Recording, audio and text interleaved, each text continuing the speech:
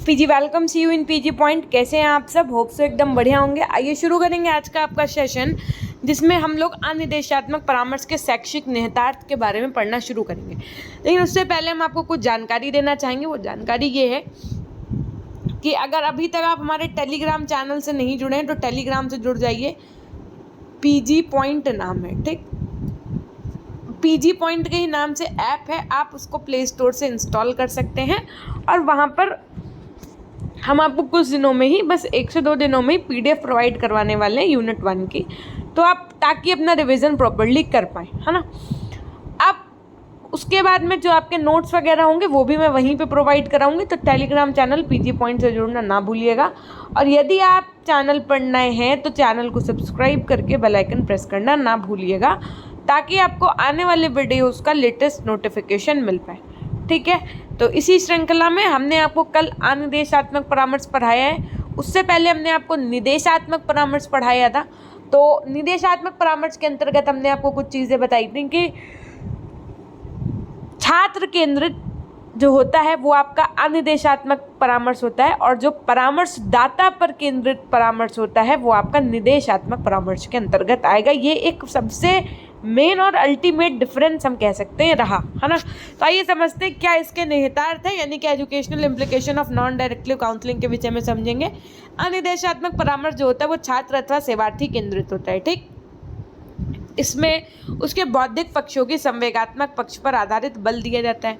ये छात्र के मनोवैज्ञानिक समायोजन में सुधार एवं मनोवैज्ञानिक तनाव में कमी करता है। ये छात्र के संपूर्ण व्यक्तित्व को सुधारने में सहायता करता है। अनुदेशात्मक परामर्श छात्र के अध्ययन हेतु प्रेरित करता है। ये छात्र के शैक्षिक समस्याओं को हल करके उसके विकास का मार्ग प्रशस्त करता है, और ये छात्रों की अंतर्दृष्टि का विकास भी करता है। कौन? अनुदेशात्मक परामर्श जो होता है आपका। मैम इसके क्या एडवांटेजेस हैं, क्या इसके लाभ हैं? हमने कहा बिल्कुल समझिए कि देखो, चूंकि अनुदेशात्मक परामर्श जो है वो सेवार्थी केंद्रित है ना, यानी कि जो परामर्श प्राप्त करता है, जो लाभार्थी है, उस पर केंद्रित है। तो इसलिए इसमें सेवार्थी क्या रहता है? क्रियाशील रहता है, यानी कि एक्टिव रहता है। इस परामर्श के द्वारा सेवार्थी में समस्या समाधान की योग्यता विकसित करने का प्रयास किया जाता है, जिससे सेवार्थी स्वयं समस्या का समाधान प्राप्त करने में क्या बन पाता है? सक्षम बन पाता है। इस परामर्श के अंतर्गत प्रार्थी को अपने विचारों एवं भावों को अभिव्यक्त करने का स्वतंत्र अवसर मिलता है, यानी कि वो बिना किसी के, कह सकते हैं, दबाव में, बिना किन्हीं इन सब चीज़ों के दबाव में, या हम कह सकते हैं कि भाई वो बड़े हैं तो हम उनसे सामने अपनी बात कैसे कहें, मतलब इन सब चीज़ों का कोई उसके ऊपर प्रेशर नहीं होता है। वो अपनी बातों को, अपने विचारों को स्वतंत्रता पूर्वक कह पाता है, इसलिए वह बिना हिचकिचाहट के अपने विचारों को अभिव्यक्त करता है। इस प्रकार उसके विषय में सटीक सूचनाएं भी प्राप्त होती हैं। परामर्शदाता सेवार्थी को मैत्री युक्त, मधुर और साहचर्य हेतु प्रोत्साहित करता है। ये परामर्श सेवार्थी को अवचेतन स्तर से निकालकर चेतन मन के स्तर पर लेकर आता है, एवं सेवार्थी से तनाव मुक्त करता है। इस प्रकार का परामर्श सेवार्थी पर दीर्घकालीन प्रभाव डालता है। सेवार्थी परामर्श प्रक्रिया के बाद परिस्थितियों से निपटने में सक्षम बनता है। जब सेवार्थी में परामर्श के फलस्वरूप अंतर्दृष्टि या सूझ उत्पन्न हो जाती है, तब उसमें अपना बुरा भला सोचने की क्षमता उत्पन्न हो जाती है। अब क्या होता है भाई, वो बच्चा जो है वो अपनी रुचि और अपनी योग्यता, जो उसकी एलिजिबिलिटी है, जो उसकी कैपेसिटी है, क्षमता है, उसके अनुसार अपने विषय के समक्ष व्यवसाय में रोजगार का चयन कर सकता है तथा अपनी समस्याओं का समाधान भी कर सकता है। कुछ लिमिटेशंस भी होती हैं। मैम क्या लिमिटेशंस होती हैं? तो पहला तो यही कि इसमें परामर्शदाता अधिकतर निष्क्रिय रहता है, सीधी सी बात है। बच्चा केंद्र होता है इसमें, यानी कि जो राय लेने जाता है, जो क्लाइंट होता है वो क्या होता है? सेंट्रल पॉइंट होता है, वो क्या होता है? एक्टिव होता है, ठीक। तो जो परामर्शदाता है वो क्या हो जाता है? निष्क्रिय हो जाता है। इस परामर्श में समय अधिक लगता है, इसलिए इसका प्रयोग विद्यालयों और महाविद्यालयों में नहीं किया जाता है, ठीक है। वहाँ पर निदेशात्मक परामर्श का प्रयोग किया जाता है। कहाँ पर? स्कूल और विद्यालय। सभी प्रकार की समस्याओं का समाधान केवल बोलकर मौखिक रूप से संभव नहीं होता है। इस परामर्श में सेवार्थी के निर्णय, साधनों एवं बुद्धिमत्ता पर निर्भर होना पड़ता है, जो कि उचित नहीं है, क्योंकि प्रत्येक सेवार्थी से यह आशा करना कि परामर्श के पश्चात सभी पूर्णतः समाधान हेतु सक्षम बन जाएंगे, ये उचित नहीं है। इस परामर्श की प्रक्रिया में सेवार्थी जो होता है, परामर्श प्राप्तकर्ता जो होता है, वो परामर्शदाता के पास स्वयं आता है। सेवार्थी केंद्रित परामर्श की मुख्य कमी क्या है, समझिएगा। जो मेन इसकी कमी है वो क्या है कि इसमें इस बात की ओर ध्यान नहीं दिया जाता है कि परिवेश एवं उद्दीपक स्थिति की प्राकृतिक व्यवहार को किस प्रकार प्रभावित करती है। इस परामर्श में ऐसा माना जाता है कि परामर्श के पश्चात सेवार्थी अपनी आने वाली समस्याओं को सुलझाने में सक्षम होगा, लेकिन व्यवहार रूप में ऐसा संभव नहीं होता है। प्रत्येक सेवार्थी में समस्या समाधान हेतु अंतर्दृष्टि सूझ उत्पन्न हो जाए, ऐसा भी कम संभव हो पाता है। निदेशात्मक और अनिदेशात्मक परामर्श में क्या अंतर है, ये समझ लीजिएगा। ये आपका अगर थ्योरेटिकल क्वेश्चन होता है तो बहुत बार पूछा जा सकता है, और यहीं से आपको वो सारे पॉइंट्स भी क्लियर हो जाएंगे जो अभी तक आप ऊपर पढ़ते हुए आए हैं ना। तो एक तरीके का ये क्या है, एक कंक्लूसिव रिवीजन कह सकते हैं, है ना। निदेशात्मक परामर्श और अनिदेशात्मक परामर्श दोनों का अपना महत्व है। दोनों की प्रक्रियाएं बिल्कुल एक दूसरे के विपरीत होती हैं, यानी कि एक दूसरे के क्या होती है, एकदम ऑपोजिट होती है। इन दोनों प्रकार के परामर्श में अंतर कुछ इस प्रकार है, इधर आपका निदेशात्मक है और इधर आपका अनिदेशात्मक परामर्श है। पहला पॉइंट क्या है इन्होंने कि ये परामर्श का ये प्रकार परामर्शदाता पर केंद्रित होता है, कौन सा, निदेशात्मक। और जो अनिदेशात्मक होता है वो किस पर केंद्रित होता है, तो वो प्राप्तकर्ता या सेवार्थी पर केंद्रित होता है। इसमें यानी कि निदेशात्मक परामर्श में परामर्शदाता द्वारा सेवार्थी की समस्या हल करने में सहायता की जाती है, यानी कि प्रॉब्लम को सॉल्व करवाया जाता है, उसमें मदद की जाती है। लेकिन इसमें किसमें, अनिदेशात्मक में सिर्फ परामर्श में सेवार्थी स्वयं ही निर्णय लेता है, यानी कि बच्चे को हम सब चीज़ों से रूबरू करवा देंगे, लेकिन जो अंतिम फैसला होगा, जो निर्णय होगा, वो सेवार्थी के ही हाथ में होता है, बच्चे के ही हाथ में होता है। ठीक, इसमें परामर्शदाता के जो व्यवहार होते हैं वो प्रभुत्वपूर्ण होते हैं, किसमें, निदेशात्मक में। और जो अनिदेशात्मक होता है इसमें जो व्यवहार होता है वो कैसा होता है, मैत्रीपूर्ण होता है ना। जो निदेशात्मक परामर्श होता है इसमें परामर्शदाता के स्थान मुख्य एवं सेवार्थी का स्थान गौड़ होता है, लेकिन सेवार्थी का स्थान मुख्य और परामर्शदाता का स्थान गौड़ होता है अनिदेशात्मक परामर्श में। परामर्शदाता अधिक बातचीत कर लेता है ना, लेकिन सेवार्थी अधिक बातचीत करता है, इसमें किसमें, अनिदेशात्मक में। निदेशात्मक परामर्श में सेवार्थी के अंतर्दृष्टि के विकास पर ध्यान नहीं दिया जाता है, लेकिन निदेशात्मक परामर्श में सेवार्थी के अंतर्दृष्टि के विकास पर पूरा ध्यान दिया जाता है। ठीक, निदेशात्मक में क्या होता है कि इसमें परामर्शदाता स्वयं समस्या समाधान का निर्णय लेकर सेवार्थी को सूचित करता है, और जो अनिदेशात्मक होता है इसमें प्रार्थी जो होता है वो सेल्फ डिसीजन लेता है, खुद से निर्णय लेता है। एक समस्या के बाद यदि दूसरी समस्या उत्पन्न होती है तो उसके समाधान हेतु फिर परामर्शदाता के पास जाना पड़ता है। इसमें एक समस्या के बाद दूसरी समस्या आने पर सेवार्थी जो होता है वो सरलतापूर्वक समस्या को स्वयं हल कर लेता है। सेवार्थी अपनी समस्या के समाधान हेतु सदैव परामर्शदाता की ओर उन्मुख होता है, किसमें, निदेशात्मक में। लेकिन जो आपका अनिदेशात्मक है इसमें सेवार्थी अपनी समस्या के समाधान हेतु स्वयं मार्ग खोजता है। सेवार्थी को समस्या संबंधी विचारों को स्वतंत्र रूप से अभिव्यक्त करने की स्वतंत्रता नहीं होती है यहाँ पर। लेकिन जो आपका अनिदेशात्मक परामर्श होता है उसमें इसका जस्ट ऑपोजिट होता है। सेवार्थी होता है जो प्राप्तकर्ता होता है, जिसको निर्देशन क्या कह सकते हैं, जिसको परामर्श मिल रही होती है, जो वो व्यक्ति होता है, उसको अपनी समस्या से संबंधित विचारों को, भावों को स्वतंत्रता पूर्वक अभिव्यक्त करने का अवसर मिलता है। तो ये तो हो गए इनके बीच के डिफरेंस। ठीक, इस परामर्श की मान्यता है कि व्यक्ति की क्षमताओं की सीमा है और प्रत्येक समस्या का समाधान करने में व्यक्ति सक्षम नहीं होता, किसमें, निदेशात्मक में।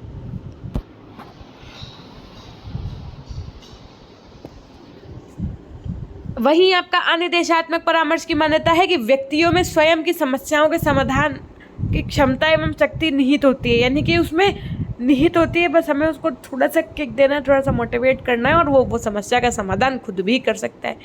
फिर इन्होंने कहा कि निदेशात्मक परामर्श, इस प्रकार के परामर्श में सब कुछ परामर्शदाता ही करता है, इसलिए सेवार्थी में अंतर्दृष्टि नहीं उत्पन्न हो पाती है। लेकिन जो आपका अनिदेशात्मक परामर्श होता है इसमें सब कुछ सेवार्थी स्वयं ही करता है, इसके फलस्वरूप उसमें अंतर्दृष्टि का भी विकास होता है।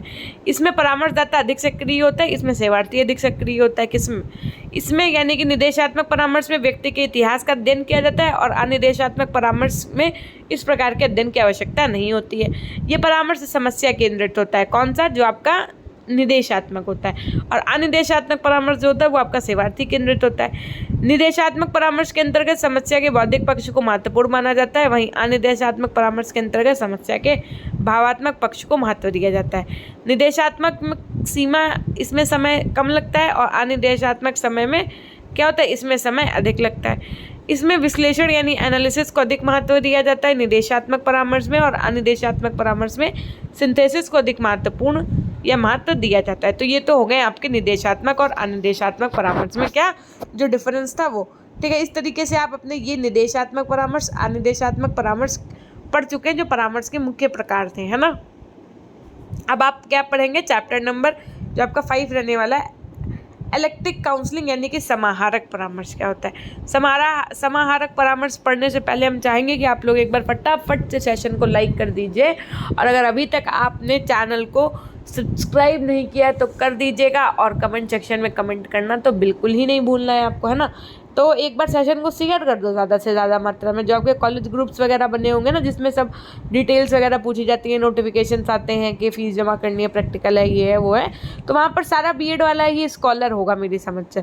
तो आप ये वाला वीडियो वहाँ शेयर कर दिया करिए। कोई ऐसा फ़नी वीडियो तो है नहीं कि जिसमें आपको टीचर डांट लगाएंगे, आपके ही विषय से संबंधित है तो कोई आपको कुछ नहीं कहेगा, बल्कि आपकी एक रेपो और बन जाएगी कि हाँ ये बच्चा रेगुलर पढ़ता है ना। तो आप ये वीडियो का लिंक चाहे कोई आए चाहे ना आए, आप रोज़ शेयर कर दिया करिए, शेयर का ऑप्शन आपके पास रहता है ना। तो एक बार फटाफट से सेशन को लाइक कर दीजिएगा। अब हम लोग पढ़ेंगे किसके विषय में, तो समाहारक परामर्श के विषय में पढ़ेंगे। सबसे पहले जानेंगे कि समाहारक परामर्श का अर्थ क्या होता है। इस परामर्श को अन्य नामों से जानते हैं, जैसे कौन सा नाम है इनका अन्य, जैसे आपका संग्रही परामर्श, समन्वित परामर्श, मध्यम वर्गीय या मिश्रित परामर्श, इन नामों से जाना जाता है समाहारक परामर्श को, है ना। इसके मुख्य प्रवर्तक कौन है आपके, तो एफ.सी. थॉर्न एवं एलन बोर्डिन के नाम को माना जाता है। जब कभी ऐसी परिस्थिति आती है जिसमें कोई व्यक्ति सेवार्थी निदेशात्मक एवं अनिदेशात्मक दोनों प्रकार के परामर्श से असहमत होता है, मतलब इस प्रकार की उसको प्रॉब्लम है कि ना तो वो डायरेक्टिव ना वो नॉन डायरेक्टिव काउंसलिंग से सॉल्व हो पा रही है, तो फिर उसको किसका सहारा लेना पड़ता है। तो ऐसी परिस्थिति के लिए परामर्श का एक अन्य स्वरूप विकसित किया गया, जिसे हम समाहारक, समन्वित, संग्रही, मिश्रित या मध्यम मार्गीय इन नामों से जानते हैं। ऐसे किस नामों से जानते हैं, या तो आप समाहारक परामर्श बोल लीजिए, या तो आप समन्वित परामर्श बोल लीजिए, या तो आप संग्रही परामर्श बोलिए, या आप मिश्रित परामर्श या मध्यम वर्गीय परामर्श बोल सकते हैं ना। इन नाम से जानते हैं इसको। जैसा कि नाम से ही स्पष्ट है कि इस परामर्श में निदेशात्मक और अनिदेशात्मक दोनों प्रकार के परामर्श की विशेषताओं को सम्मिलित किया जाता है, इसलिए इसे मिश्रित परामर्श के नाम से भी जाना जाता है। इस प्रकार से ये निदेशात्मक और अनिदेशात्मक दोनों के बीच का मार्ग है, इसलिए इसे हम क्या कह सकते हैं, मध्यम मार्गीय परामर्श भी कहते हैं। इस परामर्श की प्रक्रिया कैसी होती है, लचीली होती है। आवश्यकता के अनुसार इसमें समायोजन कर लिया जाता है। इसमें परामर्शदाता ना अधिक सक्रिय रहता है और ना ही निष्क्रिय रहता है। इसकी प्रकृति के अनुरूप इसमें आवश्यक होने पर सेवार्थी यानी परामर्श प्राप्तकर्ता को हित को रखते हुए भावात्मक अभिव्यक्ति को नियंत्रित भी किया जाता है, और इसमें परामर्शदाता पूर्णतः तटस्थ नहीं रहता। इसमें अनावश्यक रूप से सेवार्थी को अत्यधिक महत्व नहीं दिया जाता है। परिस्थिति यानी सिचुएशन के अनुसार जो आपका सेवार्थी होता है या परामर्श प्राप्तकर्ता होता है और जो परामर्शदाता होता है, इनके संबंधों में कुछ अधिकारगत दूरी भी बनी रहती है। परामर्श का यह एक व्यवहारिक प्रारूप है। इसमें परामर्शदाता द्वारा सेवार्थी जो व्यक्ति के व्यक्तित्व का अध्ययन एवं उसकी आवश्यकताओं की जानकारी ही की जाती है। उसके बाद में परामर्शदाता उन विधियों का चयन करता है जो सेवार्थी यानी कि जो परामर्श प्राप्त करता है उसके लिए अधिक सहायक रहती है। समाहारक परामर्श की प्रविधियाँ सेवार्थी एवं परिस्थिति के अनुसार ही उपयोग की जाती है। परामर्श में इस प्रकार की सूचनाएं प्रदान करना, केस हिस्ट्री, परीक्षण आदि प्रविधियों का प्रयोग किया जाता है। इस परामर्श में परामर्शदाता एवं सेवार्थी दोनों ही सक्रिय रहते हैं और सहयोगात्मक रूप से कार्य करते हैं। दोनों आपस में बातचीत करते हैं एवं संयुक्त रूप से मिलजुल कर समस्या का समाधान प्राप्त करते हैं। वस्तुतः समाहारक परामर्श अतिवादी विचारधाराओं से अलग हटकर परामर्श का एक संतुलित प्रारूप विकसित करने में एक सराहनीय प्रयास है। आवश्यक से एवं अच्छी बातों को ग्रहण कर एवं अनुपयोगी, कम उपयोगी व अनावश्यक बातों का परित्याग करके इससे परामर्श के सर्वोत्तम स्वरूप को प्राप्त करने का प्रयास किया जाता है। अब समाहारक परामर्श की कुछ अपनी विशेषताएं होती हैं। आइए समझते हैं कि क्या इनकी विशेषताएं होती हैं। कि भाई ये प्रक्रिया जो होती है वो कैसी होती है, फ्लेक्सिबल होती है यानी कि लचीली होती है। परामर्श का यह प्रारूप निर्देशात्मक परामर्श एवं अनिर्देशात्मक परामर्श से मिला जुला रूप है। इसमें इन दोनों की विशेषताएं क्या है, विद्यमान है। इस परामर्श में सेवार्थी की आवश्यकताओं को ध्यान में रखकर निर्देशात्मक या अनिर्देशात्मक विधियों का प्रयोग करने का निर्णय लिया जाता है। सेवार्थी को अपेक्षित अवसर उपलब्ध कराने पर ध्यान दिया जाता है, जिससे वह समस्या का समाधान स्वयं कर सके। और इस परामर्श के अंतर्गत वस्तुनिष्ठ एवं व्यक्तिनिष्ठ विधियां यानी कि ऑब्जेक्टिव एंड सब्जेक्टिव का प्रयोग किया जाता है। सामान्यतः परामर्श के प्रारंभ में उन प्रविधियों का प्रयोग किया जाता है जिसमें परामर्श प्राप्तकर्ता सेवार्थी की भूमिका सक्रिय एवं परामर्शदाता की भूमिका क्या होती है, निष्क्रिय होती है। इसका प्रयोग करते समय अल्प व्यय के सिद्धांत को ध्यान में रखा जाता है। किसमें, अल्प व्यय के सिद्धांत का ध्यान रखा जाता है। और इस परामर्श के अंतर्गत कार्यकुशलता एवं उपचार प्राप्त कराने को विशेष महत्व दिया जाता है। अब समाहारक परामर्श के मैम क्या उद्देश्य होते हैं, तो आइए समझते हैं। इसमें छात्र द्वारा अन्य परामर्श प्रविधियों से सहमत न होने पर समाहारक द्वारा उसे परामर्श दिया जाता है। छात्र के परामर्श की एक लचीली प्रक्रिया प्रदान करना, आवश्यकता अनुसार छात्र के भावात्मक अभिव्यक्ति को नियंत्रित रूप देना, अतिवादी विचारधारा से अलग एक संतुलित परामर्श का प्रारूप विकसित करना, साथ में छात्रों की शैक्षिक एवं व्यक्तिगत समस्याओं को हल करना, इसके अंतर्गत ये उद्देश्य होते हैं। अब इनकी क्या प्रक्रिया के सोपान होते हैं, इसको समझेंगे। सबसे पहली बात होती है कि सेवार्थी की आवश्यकताओं एवं व्यक्तित्व की विशेषताओं का अध्ययन करना। जो परामर्श प्राप्त करता है, जो सेवार्थी है, उसकी क्या नीड्स है, क्या ज़रूरतें हैं और उसका व्यक्तित्व कहता है कैसा है, इनकी विशेषताओं का अध्ययन किया जाता है। किसके द्वारा, परामर्शदाता के द्वारा। यानी कि इस प्रकार के परामर्श में प्रथम सोपान क्या होता है कि पहला जो सोपान है, पहला जो स्टेप है, अल्टीमेटली हम कह सकते हैं कि जो परामर्श जाता है वो परामर्श प्राप्त करता है, सेवार्थी की वास्तविक आवश्यकताओं के विषय की जानकारी प्राप्त करता है एवं उसके व्यक्तित्व के विषय में भी जानकारी एकत्रित करता है। ठीक, उसके बाद में क्या करते हैं, सबसे पहले समाहारक परामर्श की प्रक्रिया में सोपान में कुछ ये 5 स्टेप्स आप देख पा रहे हैं ना। और ये 5 स्टेप्स कुछ इस प्रकार से हैं, कैसे, इसका स्क्रीनशॉट भी ले सकते हैं आप। कि सबसे पहले हम सेवार्थी की जो आवश्यकताएं हैं, जो व्यक्तित्व की विशेषताएं हैं, इनका हम स्टडी करेंगे, इनके हम अध्ययन करेंगे। उसके बाद में हम उन प्रविधियों को चयन करेंगे जो हमको उपयोग में लाना है, मतलब किस विधि के माध्यम से हम इनकी समस्या का निस्तारण करेंगे, ये सोचना। तीसरा जो आपका सोपान होता है उसमें प्रभावशीलता का मूल्यांकन।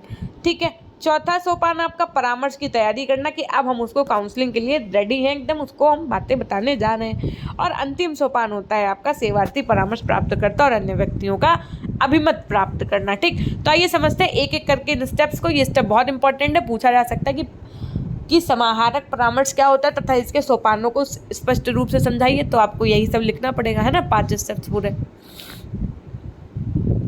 तो प्रविधियों का चयन और उनके उपयोग में लाना, समझिएगा, प्रविधियों का चयन और उनको उपयोग में लाना। इसके अंतर्गत सेवार्थी की आवश्यकताओं के अनुसार प्रविधियों का चयन किया जाता है और चयनित प्रविधियों की आवश्यकता अनुसार उपयोग किया जाता है। जिन प्रविधियों को चयनित किया जाता है उनका उपयोग सेवार्थी की परिस्थितियों के अनुसार किया जाता है। कुछ प्रविधियों का उपयोग कुछ विशिष्ट परिस्थितियों में ही किया जाता है। प्रभावशीलता के मूल्यांकन की अगर हम बात करें तो इस सोपान में उपयोग में लाई गई प्रविधियों की प्रभावशीलता का मूल्यांकन किया जाता है और प्रयुक्त प्रविधियों की प्रभावशीलता का मूल्यांकन करने के लिए अनेक विधियों का भी प्रयोग किया जाता है। परामर्श की तैयारी, परामर्श प्रक्रिया के इस चरण में सेवार्थी की यथासंभव यथोचित परामर्श एवं मार्गदर्शन के लिए आवश्यक तैयारी की जाती है। सेवार्थी परामर्श प्राप्त करता एवं अन्य व्यक्तियों का अभिमत प्राप्त करना, यानी कि इस परामर्श प्रक्रिया का यह अंतिम सोपान है। इस सोपान के अंतर्गत परामर्श संबंधी कार्यक्रम एक अन्य आवश्यक उद्देश्यों व नियमों पर प्रार्थी एवं उससे संबंधित व्यक्तियों के अभिमत प्राप्त किए जाते हैं। समाहारक परामर्श में परामर्शदाता की सक्षमता क्या है भाई, competence of counsellor in eclectic counselling, ये क्या होता है, आइए समझते हैं। समाहारक परामर्श में परामर्शदाता की सक्षमता क्या होती है, एक काउंसलर की क्या एबिलिटी होती है, क्या चीज़ें होती है। तो समाहारक परामर्श होता है ये उच्च स्तरीय क्षमता की कल्पना करता है तथा अन्य दर्शन में विशेष प्रक्रियाओं की अनदेखी या वकालत के लिए परामर्शदाता द्वारा एक युक्तिकरण के रूप में कभी प्रयोग नहीं किया जाना चाहिए। सक्षम समाहारक परामर्शदाता दर्शन के सभी प्रमुख सिद्धांतों को अच्छी तरह परिचित होता है और इस ज्ञान का उपयोग प्रार्थी के साथ सकारात्मक कार्य संबंधी की स्थापना तथा तकनीकी चयन के लिए करता है। यदि कार्य को पूर्ण करने का बेहतर तरीका परामर्शदाता के हाथ में है तो किसी भी दार्शनिक ढांचे की अस्वीकृति परामर्शदाता द्वारा न्यायोचित समस्या वैयक्तिक भिन्नता के आधार पर होती है। परामर्शदाता को इस तथ्य के बारे में पता होना चाहिए कि प्रार्थी को वैसे ही समझना चाहिए जैसे वह है, या वैसे ही प्रयास उसको समझने के लिए करना चाहिए। प्रत्येक समस्या का उपचार अद्वितीय रूप से करना चाहिए। प्रार्थी के सभी व्यक्तिगत समस्याओं से निपटने के लिए उस तरह की पूर्व कल्पना को नामंजूर करना चाहिए। ठीक, अब परामर्शदाता का कार्य बहुत मुश्किल होता है। परामर्शदाता को प्रार्थी के बारे में उपलब्ध सभी प्रकार की सूचना को व्याख्यायित तथा हस्तांतरित करना होता है। प्रार्थी के साथ कार्य करते समय कार्यकर्ता को मित्रवत व्यवहार, उत्तरदायी, अनुक्रियाशील, ग्रहणशील, उग्र होने का ध्यान रखना चाहिए, क्योंकि उसी समय पर अवैयक्तिक एवं वस्तुपरक भी होना पड़ सकता है। अतः उसे नर्म, उदासीन एवं अरुचिकर होने की आवश्यकता नहीं होनी चाहिए। अब समाहारक परामर्श की कुछ शैक्षिक निहितार्थ हैं और उसके बाद में इसके क्या गुण हैं, क्या लाभ हैं, है ना, क्या कमियां हैं, क्या सीमाएं हैं, ये पढ़ने के बाद में हम लोग क्या शुरू कर देंगे, निर्देशन एवं परामर्श की प्रविधियां। तो ये वाला चैप्टर हम कल करेंगे, लेकिन ये वाला हम पॉइंट आज ही कवर करेंगे आपका, है ना। तो आइए समझते हैं कि समाहारक परामर्श के क्या शैक्षिक निहितार्थ हैं। सबसे पहला पॉइंट कि समाहारक परामर्श निर्देशात्मक एवं अनिर्देशात्मक परामर्श की प्रक्रिया को सम्मिलित करता है और इनमें दोनों के गुणों का संयुक्त रूप से छात्र की समस्या का निराकरण होता है।